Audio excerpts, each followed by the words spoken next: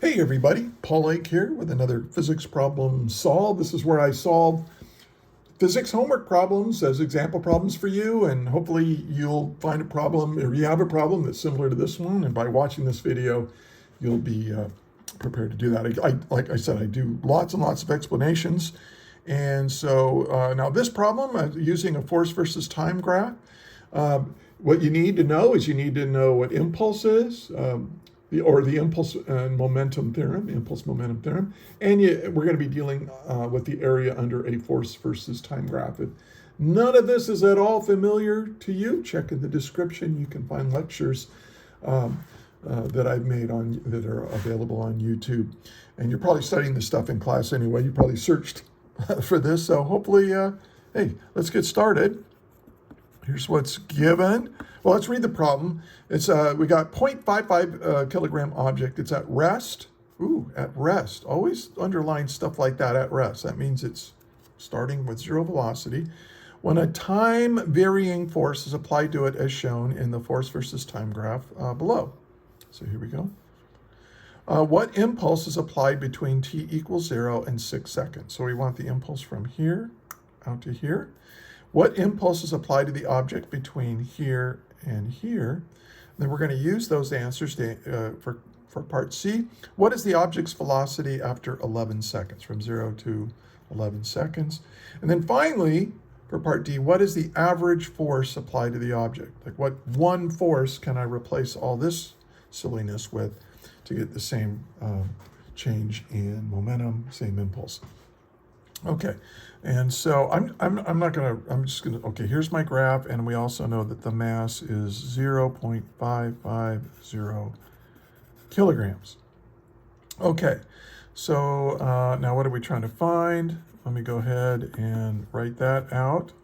This is what I always do. I write down what's given in terms of the variables we use, and then I write down what we're trying to find.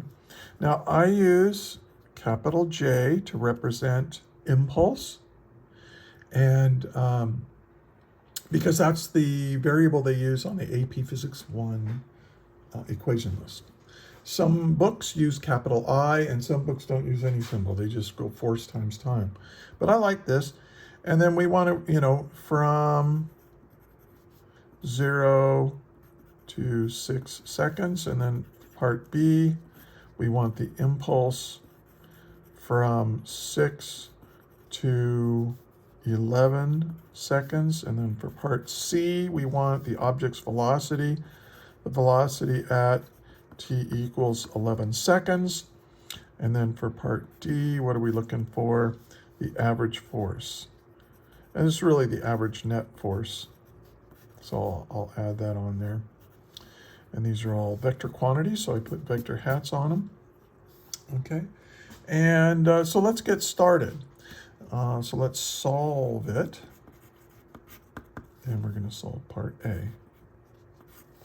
Now, the thing you need to know is that if you have a force versus time graph, the area under the curve is the impulse that you're applying to the object. Remember that impulse is by definition is force times time. But if the force varies with time, you have to figure out the area underneath the curve. Now, if you're in a calculus-based class, you'll use integral calculus to do that. But I'm assuming you might not be in a calculus class for this problem, and you don't need it because it's easy to find the area. You just have to look at this area and break it up into shapes so that you can easily find the area of. So this is what I'm going to do. I'm going to break this up into a shape like this, and it like this, and like this, and basically into triangles and rectangles. That's what I like to do.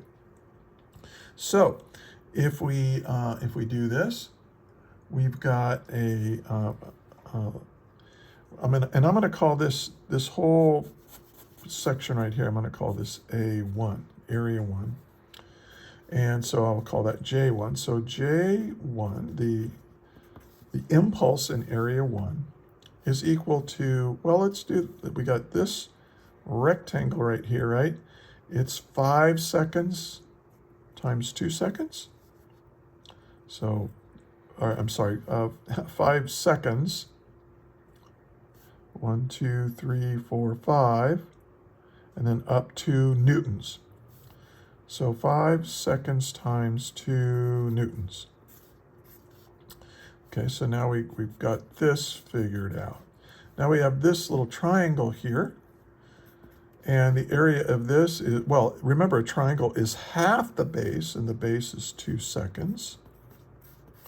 And then the height is 1, 2, 3, 4. It's not 6 because the triangle starts here, right? The triangle starts here, so 1, 2, 3, 4.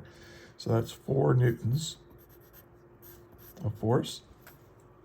And if you're wondering why this works, again, check in the description. I've got a lecture where I explain why the area underneath a force versus time graph is equal to impulse. Okay, so I got this triangle done. Now I got this big rectangle here. It's got a base of 1, 2, 3 seconds. And it has a height of 1, 2, 3, 4 newtons. Okay, so I've got this taken care of. And I'm just shading them in to make sure I don't forget any little shape. And then this triangle, skinny little thing, it's 1/2 the base, which is 1 second, times the height. Now this is a full height of 6 newtons. Okay. And so let's do the arithmetic here. 5 times 2 is 10. And usually we put it as Newton seconds. It doesn't matter, but Newton seconds is what everybody does. And then this is, well, half of 2 is 1, and so this is going to be 4 Newton seconds. And this is 3 times 4 is 12. 12 Newton seconds. And this is half of 6 is 3 Newton seconds. And so this, let's see what we add up here. So we got 14, 10 plus 4 is 14, plus 12, plus 3 is 29. 29 Newton seconds. Now that's the first impulse. So I can say that the impulse for part A, from 0 to 6 seconds, we 1, 2, 3, 4.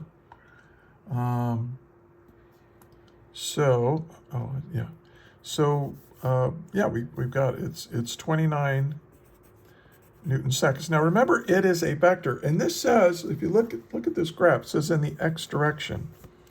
There's a way of saying in the x direction that's really simple. It's a unit vector, and they call I hat. And whenever you see a little I with a little caret symbol above it, that means it's a unit vector, and it's just telling you the direction of it.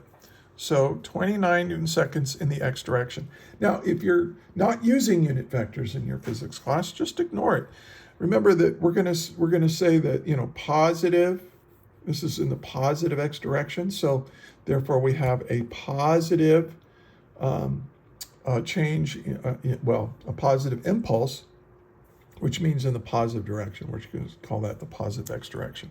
But I like using this I hat. So this is my answer for part A.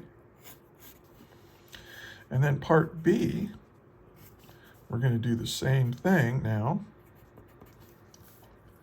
with this area. This right here. Now here we have a little triangle. Oh, and then we have a rectangle and another triangle. Or if you know how to use a trapezoid, do the area of a trapezoid, you can do it in one step with the trapezoid. But I'm just going to use triangles and rectangles. So this is 1/2 the base, and the base of this is 1. But now look at the height. The height is 1, 2, 3, 4. So that's 4 newtons.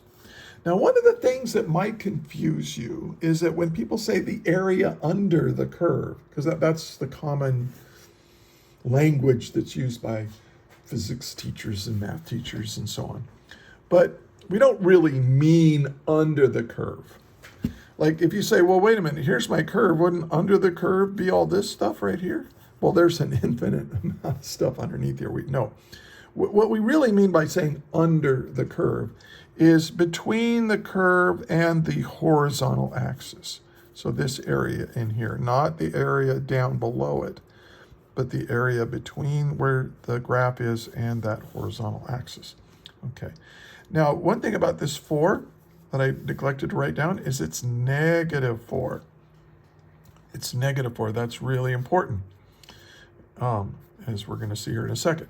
So we got that triangle. And then over here, well, this has a width of 2 seconds, 1, 2 seconds. And it has a height of 1, 2, 3, 4. But again, negative 4 newtons. And then we have a little triangle left here. It has a base of 2. So 1/2, the base is 2 seconds. And the height is, again, negative 4 newtons.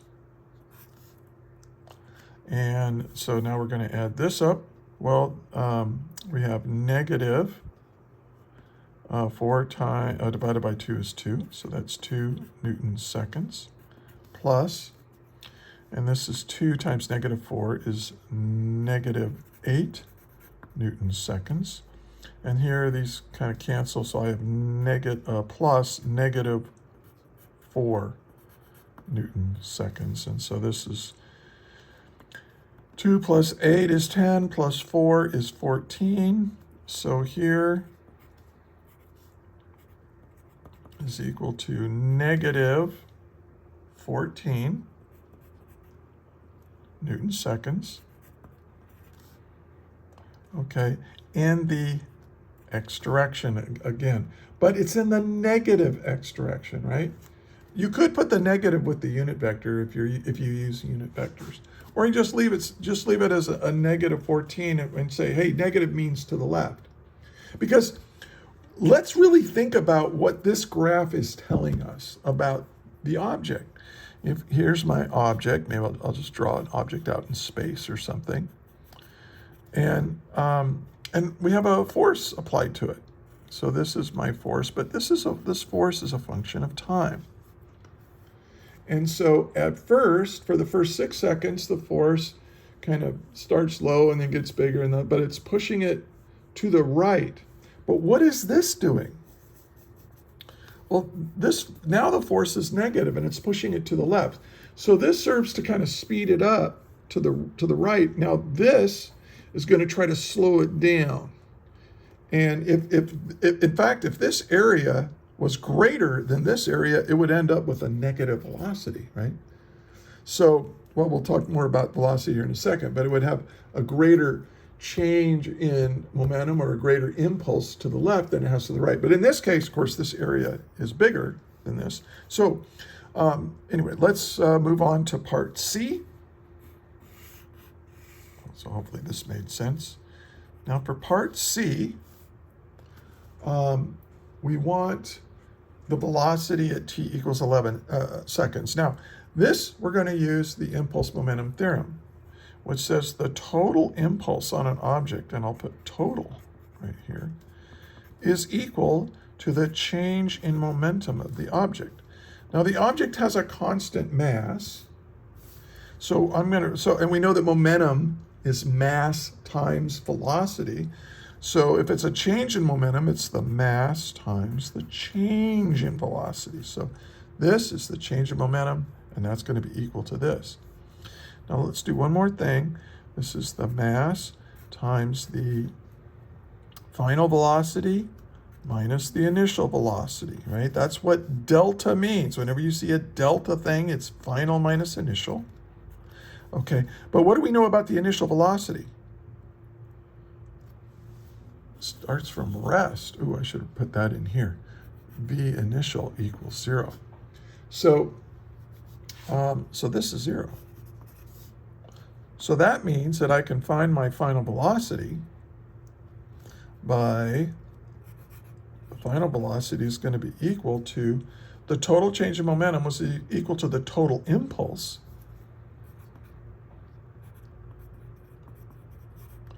divided by the mass. Well, what is the total impulse? Well, it's this impulse plus this impulse. But this impulse is negative. This is trying to make it speed up. This is trying to make it slow down.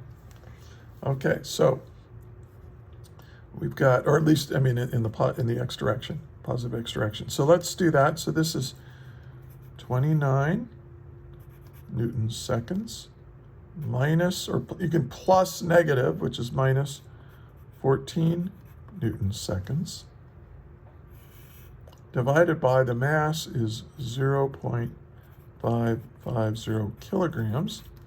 And when you do that arithmetic, you get a final velocity of, well, let's see, that's 15 divided by 0.55, and you get 27.3 meters per second. And this is, again, positive. So I'm going to put the I hat on here because I like unit vectors. But again, if you're just saying, just say in the positive direction. And then let's see. Oh, and then part D, I can squeeze in part D here on the bottom. Now the impulse momentum theorem can also be written as this. Well, the impulse, the total impulse on an object can be written as the product of the net average force on object times time, and that's again equal to the change in momentum. So this is quite often the way you'll see the impulse momentum theorem written in your class. And so we just need to take this, which we know is 15 Newton seconds, and divide it by the time. So so the net average force is equal to J, which is this, right? The total impulse applied to the object is 29 minus 14, that's 15 Newton seconds, divided by the time, well, that's 11 seconds, and oh, look at that, seconds cancel. And when you do that, you get our answer. Then the average net force is equal, when you plug that in, I got 1.36 newtons. Okay. Now, what does this mean? Well, if you go up to the graph and, okay, 1.36, so here's 1.36. So if you just had that 1.36 the whole time, oh, well, not all the way up to 12, just out to 11, right? And you figured out what the area of this is, that's your impulse. It's the same as this stuff. See, actually, this area is how much bigger this area is than this area. See, it's the difference. Hey, if you got this far, do me a favor. Give the video a like, share it with your friends, maybe that are taking physics, or show it to your physics teacher, and subscribe to the channel. And I'm getting really close to 1,000 as I'm taping this. I'm really getting close to 1,000 subscribers. I'm really excited. I'm a retired high school physics teacher, and I'm just doing this for fun because I just can't help myself. Hey, I hope this was helpful to you. And check out my other videos. Look in the description for links on how to get a hold of me. I'm a physics tutor as well, so you can get in touch with me. And so until the next time, may the net force be with you always. That is all.